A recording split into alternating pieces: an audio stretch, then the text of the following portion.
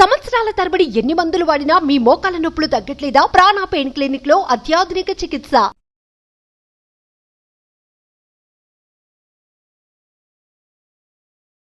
నమస్తే రమగారు.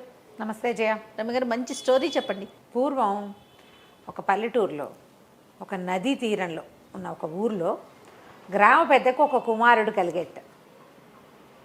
వాడి పేరు లలితుడు అని పెట్టారు. లలితుడు. లలితుడు. ఓకే. ఎంత తెలివైన వాడో వాడు. సాధారణమైన తెలివి, పిల్లడు ముద్దుగా ఉండేవాడు. భలే బ్రైట్గా. కొంతమంది పిల్లలు అట్లా ఉంటారు కదా, ఊళ్ళో అందరినీ మైమరిపింపజేసేవాడు వాడు. గ్రామ పెద్ద గారు అబ్బాయి చిన్నింటి వాడు కాదనుకునేవాళ్ళు.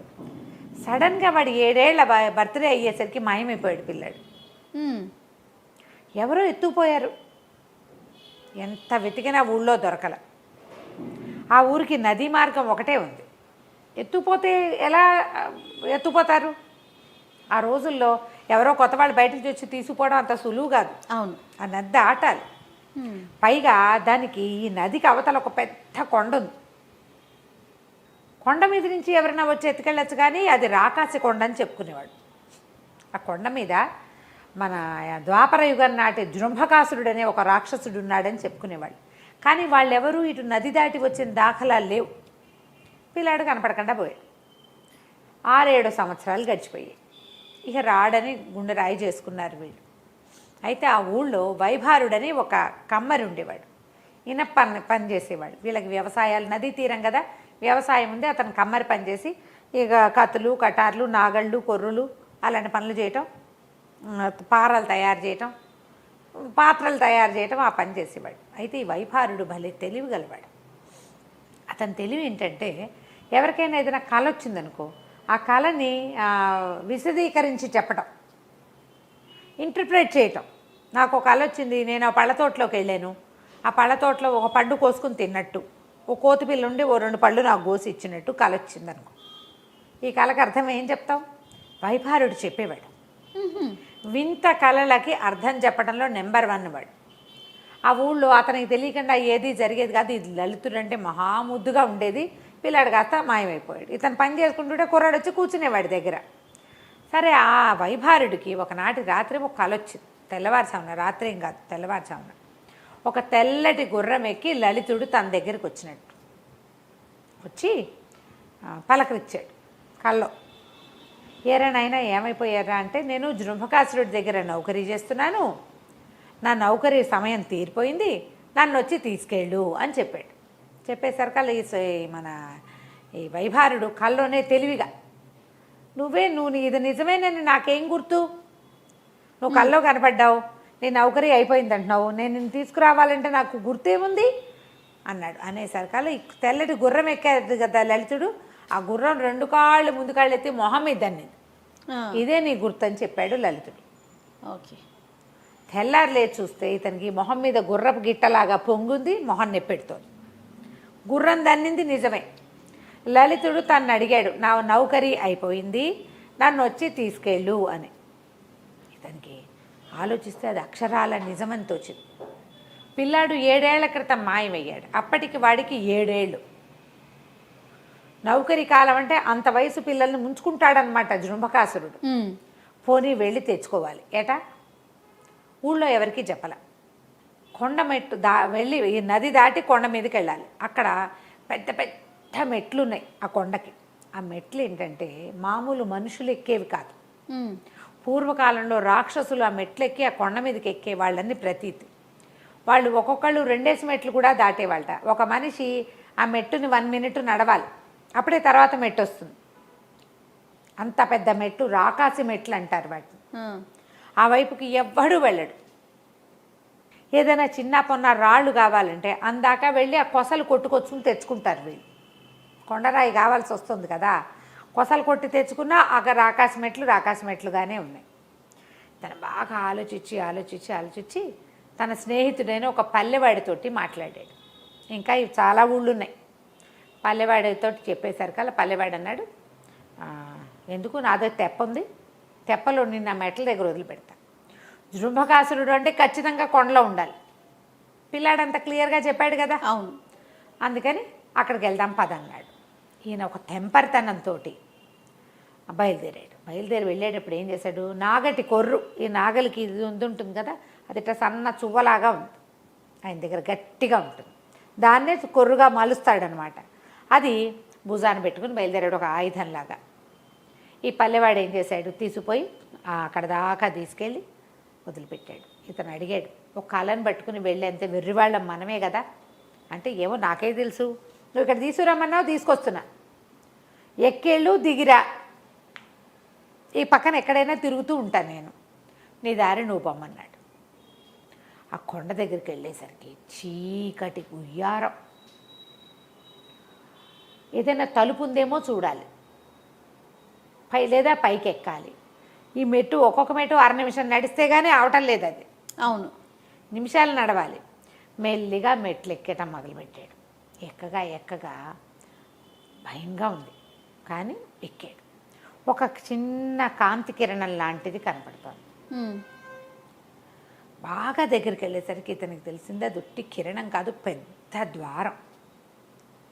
ఆ ద్వారం దగ్గరికి వెళ్ళేసరికి మనం చీకట్లో మొదట చూస్తే ఏం కనపడదు మనకి, బాగా దగ్గరికి వెళ్ళేసరికి ఒక క్లారిటీ వస్తుంది. అవి ఎలా ఉన్నాయంటే, కొన్ని ముఖాలు, ఒక మొహంలోకి ఒక మొహం ఇట్లా దూరిపోయినట్టుండి ఇలా ముఖాల వరసలాగా ఉంది. అన్నీ రాకాసి మొహాలు, వాటి కింద తలుపు ఉంది. ఆలోచించి తలుపు తోసాడు. తోసేసరికల్లా ఒక ద్వారపాలకుడు బయటకు వచ్చాడు. వాడు ఎంత ఎత్తున్నాడు, భయం వేసేలా. ఎవరు అన్నాడు. లలితుడి నౌకరీ తేదీ అయిపోయిందిట, తీసుకెళ్ళటానికి వచ్చాను అన్నాడు అని చెప్పాడు. చెప్పేసరికల్లా జృంభకాసురుణ్ణి చూస్తానన్నాడు. వాడిని చూస్తేనే ఇతనికి భయం వేసింది. ఆ నాగటి కొర్రు మాత్రం భుజం మీద పెట్టుకున్నాడు. సరే అడిగొస్తానన్నాడు. ఇది ఇక్కడ నుంచో బుద్ధి కాల, నడుద్దామనిపించింది. 4 అడుగులు వేస్తే ఒక పెద్ద బల్ల, దాని చుట్టూతా 9-10 అడుగుల ఎత్తున్న రాక్షసులందరూ చుట్టూతా కూర్చునున్నారు.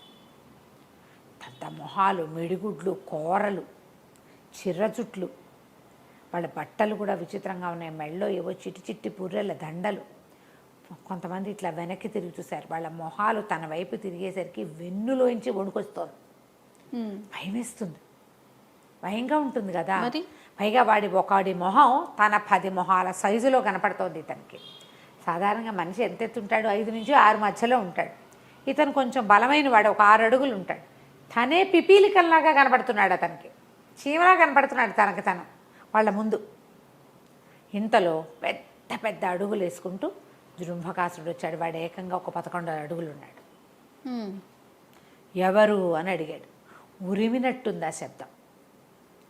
నేను వైభారుణ్ణి, మా గ్రామానికి చెందిన లలితుడు అనే పిల్లవాడికి నౌకరీ తేదీ అయిపోయింది, వాడిని తీసుకెళ్ళటానికి వచ్చాను అన్నాడు. లోపలికి రా అని పిలుచుకెళ్ళాడు. లోపలికి వెళ్ళాడు ఇతను. ఇంతమంది గుంపు కూర్చున్నారుగా రాక్షసులు, ఇలా పక్క నుంచి నడుచుకుంటూ లోపలికి తీసుకెళ్లారు. పెద్ద గుహాంతర్భాగం, ఎంత పెద్దదో అది. గుహ లోపల ఉందన్నమాట. అక్కడి నుంచి అన్ని పక్కల కాగడాలు వెలుగుతున్నాయి. లోపల 100 మంది పిల్లలు ఉన్నారు. అందరూ 7 ఏళ్ల వాళ్ళు. అందరూ ఒకేలా ఉన్నారు. ఆకుపచ్చటి చొక్కాలు, లాగులు వేసుకుని ఉన్నారు. వీళ్ళల్లో లలితుడెవడో తీసుకుపో అన్నాడు. అందరినీ చూడడం మొదలుపెట్టాడు. ప్రతి మొహము ఒకేలా ఉంది, అన్ని మొహాలు ఒకేలా ఉన్నాయి. ఎట్లా గుర్తుపడతాడు? గుర్తుపట్టలేకపోయాడు. నువ్వు తీసుకెళ్తే తీసుకెళ్ళినట్టు, లేకపోతే అంతే, నువ్వు కూడా వెళ్ళవు. 100-200-300 మంది పిల్లల్లో తనకు కావలసిన పిల్లాడు, అది కూడా 7 సంవత్సరాల క్రితం తప్పిపోయిన 7 ఏళ్ల పిల్లాడిని గుర్తుపట్టగలరా ఎవరైనా? పిల్లాడేదో ముద్దు, మన పిల్లల మొహాలే మనకు సరిగ్గా గుర్తుండవు కొంతకాలం అయితే. అవును, మీ అమ్మాయికి ఇప్పుడు 15 ఏళ్ళు అనుకో, దాని 7 ఏళ్ల నాటి మొహాన్ని నువ్వు గుర్తు చేసుకోగలవా? చాలా కష్టం, ఫొటోస్ చూసుకోవాలి. గుర్తుపట్టలేకపోతున్నాడు. కానీ ఏమనిపించింది, పిల్లలంతా మిసమిసలాడుతూ బుగ్గలు బూరెలాగా బుగ్గలు తలతల్లాడుతూ ఉంటే ఏమన్నాడు, ఒక వాక్యం చెప్పాడు.